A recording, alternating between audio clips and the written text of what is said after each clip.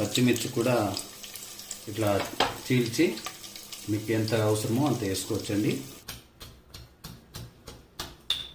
అంతే అండి, పచ్చి పులుసు రెడీ అయిపోయింది. వావ్! మొట్టమొదట మనకు కావాల్సింది చింతపండు, అలాగే 2 పెద్ద ఉల్లిగడ్డలు తీసుకున్నాను, అలాగే మంచి ఫ్రెష్గా ఉండే కొత్తిమీర, అలాగే 2 టమాటోలు తీసుకున్నాను మీడియం సైజ్, అలాగే ఒక 6-7 పచ్చిమిర్చి, అలాగే తీయగా పుల్లగా ఉండడానికి బెల్లం కూడా తీసుకుంటున్నాను, అలాగే కొన్ని ఎల్లిపాయలు కూడా నేను తీసుకున్నాను. ఇది ఇంకా కొన్ని తాలింపు వేయడానికి ఎండిన మిర్చి, అలాగే కళ్యామాకు ఉంది.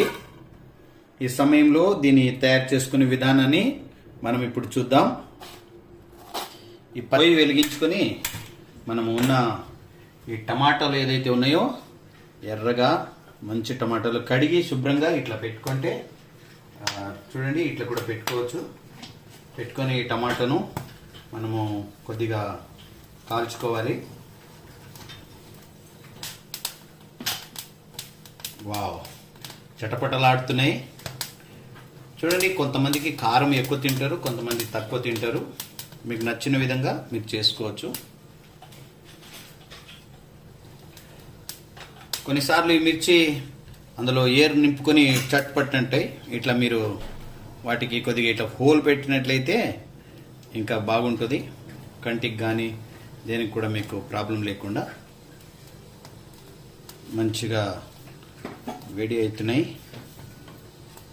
ఇందులో చూడండి, ఈ రీతిగా ఏదైనా మీ దగ్గర వస్తువులు ఉంటే వాటితో మీ చేయికి కానీ ఎక్కడ కూడా హాని కాకుండా ఇట్లా ఈ రీతిగా మీరు కాల్చుకోవచ్చు. మిర్చిని అప్పుడప్పుడు ఇట్లా తిరిగేసుకోండి, కాలిపోయి అవి స్మోకీ స్మెల్ చాలా బాగుంటుంది. కాలిపోయిన కొద్దిగా కాల్చిన తర్వాత మీరు పక్కన పెట్టుకోవచ్చు, టమాటా కానీ పచ్చిమిర్చి కానీ.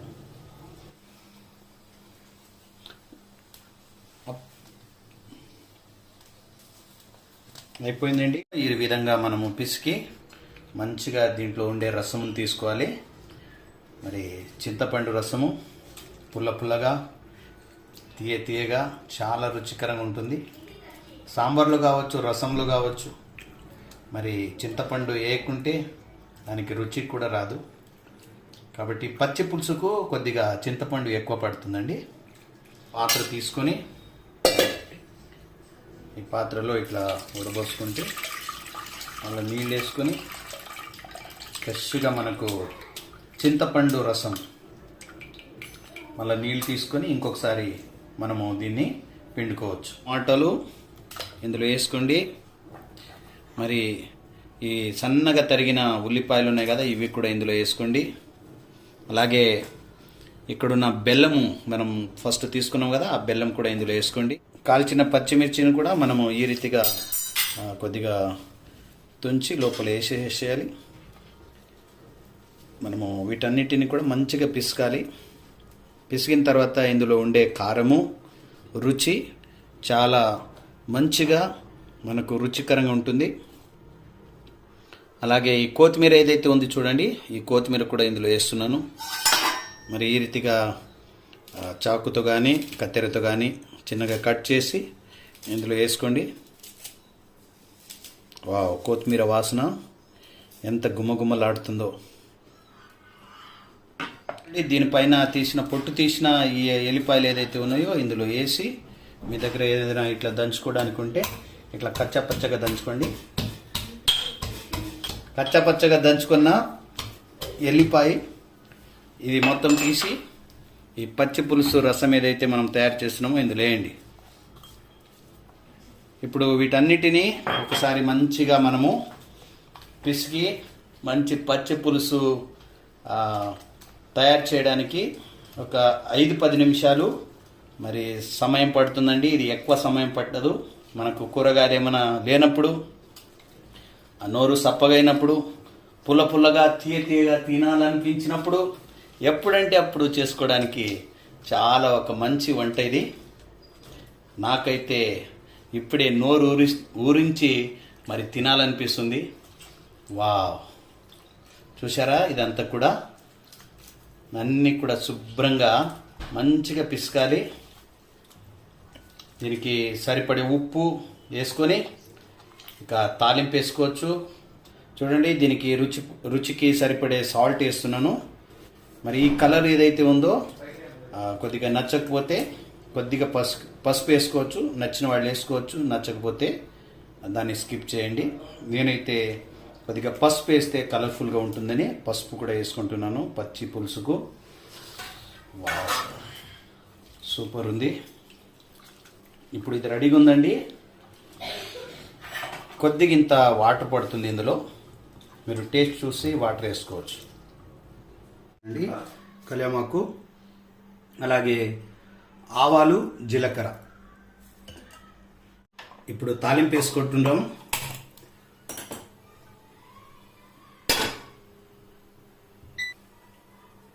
కొద్దిగా పాత్ర వేడి కాగానే మనకు తాలింపుకు సరిపడే కొద్దిగా ఆయిల్ పోసుకుని, ఆయిల్ కొద్దిగా వేడి కాగానే ఆవాలు జీలకర్ర లోపల వేసినప్పుడు చిటపట సౌండ్ వస్తుంది.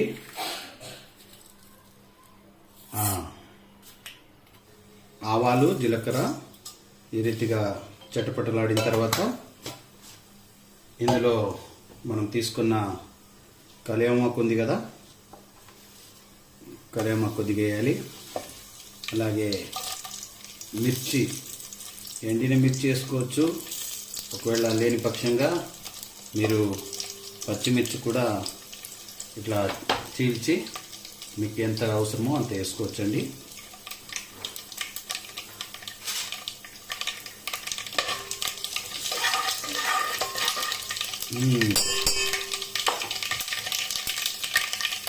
అంతే అండి, పచ్చి పులుసు రెడీ అయిపోయింది. వావ్, నోరూరించే పచ్చి పులుసు రెడీగా ఉంది.